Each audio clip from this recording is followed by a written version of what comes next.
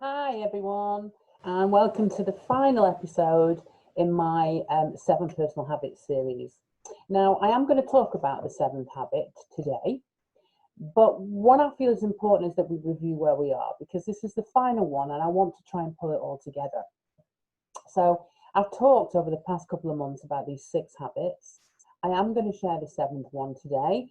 The seventh one is the most important one, in my opinion, and kind of needs the other 6 to work in tandem as well. So, sounds a bit magical and a bit of a mystery, but I promise all will be revealed. So, I want to just review what we've already done. So, let's talk about the 6 habits. So, the first one I talked to you about was vision boards. So, having some kind of imagery and visual representation of what your life's purpose is. What are your intentions? Why are you here? What are you working towards? And I shared mine with you. I showed you what mine looks like. I told you it was up in my office. It's where I see it umpteen times a day.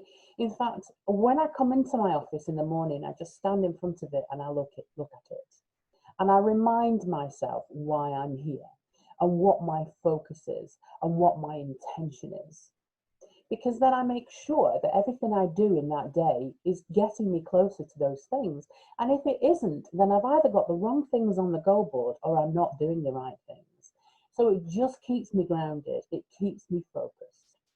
So I talked about how we could put that together. It's a great process to put together. It's great to do with your family. It's great to do with your kids, your mentees, whoever. So I talked about that. And then we just go along and see how that goes. We don't just do it once and never look at it. I generally do mine around January when I'm a bit bored with the holidays, the festive season. And then I review it. I'm reviewing it all the time because I'm looking at it all the time.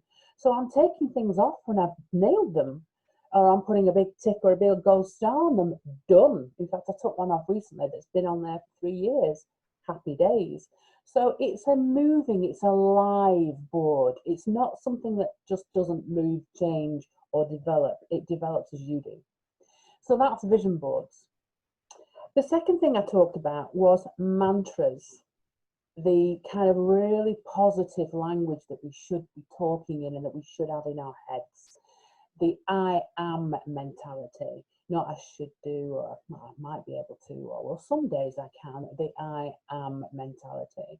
And mantras keep us positive. They allow us to silence some of that negative, permanent, ongoing on a loop inner critic. So I shared with you what my mantra was on that day, didn't I? And my mantra on that day was in uncertainty, I am fierce. In uncertainty, I am fierce. And that's a kind of permanent mantra for me. I will use that whenever I need it. I'm just saying it to myself in my head. Or I might be saying it to myself out loud. Don't overthink this. I also shared with you the fact I had a mantra jar and I'd got cards in that jar with mantras in, my personal mantras, right up to the brim, probably about 200 cards in there. And every day I would pick a card out and that mantra would go on my desk and that would be my mantra for the day. So my mantra for today was this one, and it says, I am compassionate. And so that has sat on my desk all day. I am compassionate. At the end of the day, that will go back in the mantra jar and I will do that again in the morning. So these are things just to keep me positive, to keep me in the positive mindset, to get rid of some of those negative things that we all have in our head from day to day. So that was mantras. Then I talked about the art of meditation. Huge fan of meditation. I talked about how important it is to own that silence, to kind of give yourself that time every day to just sit in your own space, in your own silence and connect. Connect to who you are, connect to your inner truth, connect to the earth, connect to everything around you, but connect. And meditation, if you've never done it before, is quite daunting because when you sit in silence, generally there's lots going on in your head. Oh, I've forgotten to do that. We must remember to do this when I do it when after we've finished. And I was in the middle of doing that, and oh God, Joanne's going to expect a call from me, and I haven't even thought about what we're having for tea. And And things come in all the time. And meditation is about saying thank you, but not now. And trying to hold that silence, trying to focus on absolutely nothing. Just absolutely nothing.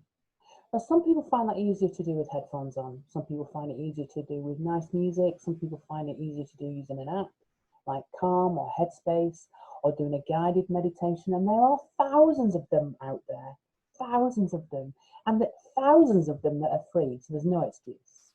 But this is a habit that you need to develop, because when I first started meditating, you would be lucky if I could sit for 2 minutes without overthinking, without just not being able to stop.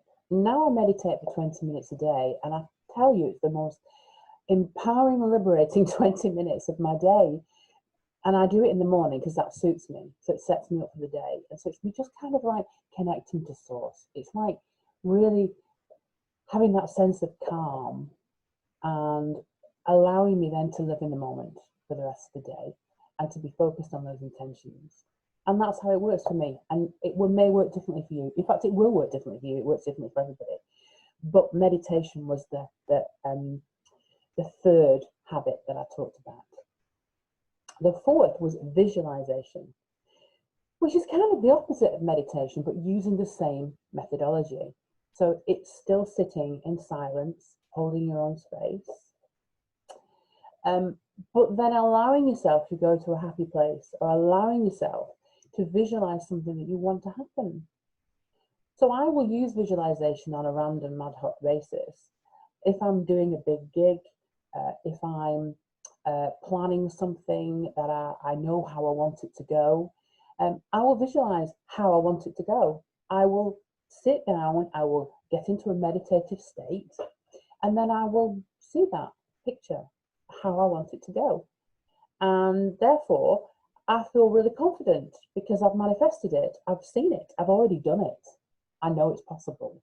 So when the actual event arrives, I feel in a very different place. I don't always get the result that I want. I don't always get that standing ovation, damn. But I feel more confident when I do it. So that's all visualization is. Quite often I visualize where I go to my happy place and I look at all my intention. So all those things that I'm creating on my vision board, I see them all. I see them all happening. Now, to help you do this, I actually recorded my own guided visualization for you doing that. And that's on my website. You can do that anytime. Put your headphones on and just listen to that guided meditation, helping you get to that happy place where you can then actually manifest all your intentions. So that was visualization. The next one I did was journaling. And some of you may be quite amazed at how many journals I keep. It's like, does this woman ever work? She seems to be journaling. Well, I find journaling very therapeutic. And some people really love journaling, and some people just cannot get their head around it at all. And what I would say to you is you don't have to do all of these things. Some of them will resonate with you more than others. So for me, I journal to help me remember, to help me record, to sometimes help me work through an issue, because when I write it down, I suddenly go, oh yeah, that's what I need to do. So I'm always learning. I'm an eternal student. And if I didn't write things down that I'd learned and where I learned them from, I kind of would lose my flow. So I have a wisdom journal, and I talked about this. This is my learning journal. This is where I write down courses, things that I've done that have changed my way of thinking, where I read something, quotes I like, things I may have read in magazines, books I've read, and what I've learned from the book. Because otherwise I'd be like, oh yeah, I remember reading about that. I can't really remember what book. I mean, I must read 4 or 5 books a month. So I'd never remember which book I read that in. So I would lose so much of the power of that learning if I couldn't work out, remember where, when, what, or so on. So that's my wisdom journal. It might even be something somebody else says to me. It might be something I learned from another speaker or another coach. It might be something I learned from people I'm coaching. I learn from the people I coach and I mentor all the time. So it'll be things like that. That's a wisdom journal. I also have a gratitude journal that we talked about. Every night I sit down on the edge of my bed with a book and I write down 5 things I'm grateful for on that day. That keeps me in a state of gratitude as opposed to lack and fear. And I have a journal, which is a lifetime thing. It's something I've been keeping since I was probably 14. And I write in that randomly when great things have happened that I want to remember, when not so great things have happened that I want to work through. And so I find journaling very therapeutic. It's not for everybody, but if you like writing and you learn from doing that, and it's experiential for you, then journaling is a great thing. And the final thing I talked about was anchors. Now, anchors are a very simple NLP technique to help you switch your state in an instant. So they help you go from nervous to confident, or anxious to certain. And the way they do that is you simply remember a time when you felt confident, and you replay that and replay that and replay that as a movie, and then you anchor it physically to your body in some way, squeezing your fist, finger and thumb together, lots of different ways. And it's there, and you trigger it whenever you need it. And I went through that whole system, that process with you on the video, and so that's there for you forever. So those were the 6 habits. Now, what is a habit, and how do you kind of implement those things and make them part of your daily life? Well, a habit is a repeated behavior. A habit is, it's like a routine. So you all have routines. You have routines. You have things you do every day. You have things you do every night before you go to bed, clean your teeth, put your face paint, take your face paint off, put your moisturizer on. You have habits in terms of when you eat, what you eat on certain days. We all have habits. This is just another one. So if you genuinely want to do any of these things, you need to build them into your routine, and you need to be consistent. So there's little point in saying, well, I'm going to have a go at that. Having a go at something is not a habit. Making a conscious decision, be willing and want to do something, now that's a habit. So if you said to yourself, I'm definitely going to start meditation, you make a definite choice and you start to meditate. You do it, you take action, which means that daily you find some time in your day to sit down in a quiet space and meditate. And I said, you may start off doing 2 minutes, 5 minutes, and you build it up as you practice and you get better at it. You might do it first thing in the morning, you might do it last thing at night, you might do it in your lunch break, you might do it in your morning break, but you build it in to your routine in some way, and then it becomes a habit. And only then does it become a habit. So I'm not suggesting that you take all 6 of these things and you do them by a week on Thursday, because that's overwhelm and you won't continue at any of them. You know, choose the one that resonates with you the most and implement it, nail it, and then choose the next one. And so we go. And you actually may already be doing some of them, so you may only be adding 1 or 2. But a habit needs consistency. Without consistency, it's a bit of a fad, and it falls off your to-do list very quickly. You know, it becomes that thing, well, I should have done that. Another day gone, not done it. So now let's talk about the final habit, the 7th one.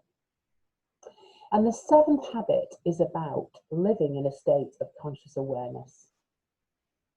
It's about being consciously aware that you're consciously aware. Now, what do I mean by being consciously aware? I mean by living in this actual moment now,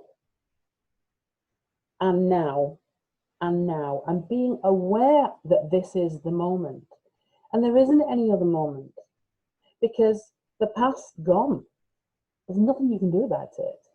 You know, you may learn some lessons from the past, but you can't live there.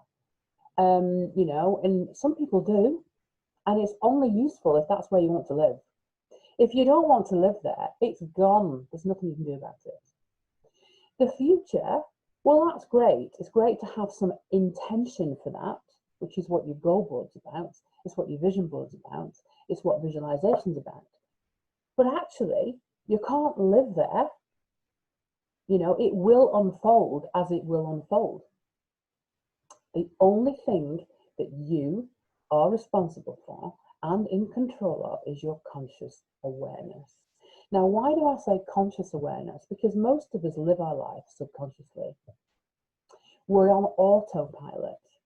We're doing things because that's what we do, and that's what our beliefs tell us about ourselves. So we're in some really negative patterns of the way we talk and the actions that we take. And we're either overthinking something or we're not thinking about it at all.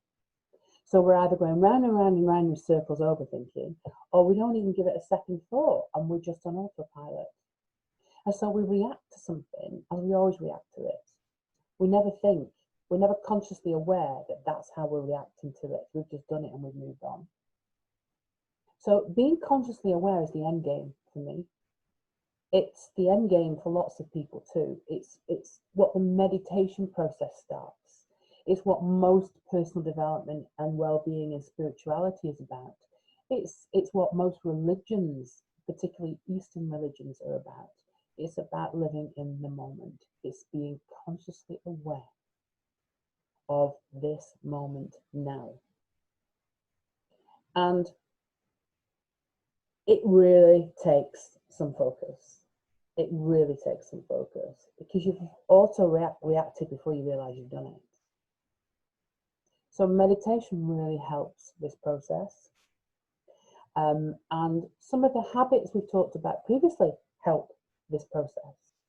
But this is where I want to live. I want to live in the moment because it never comes again.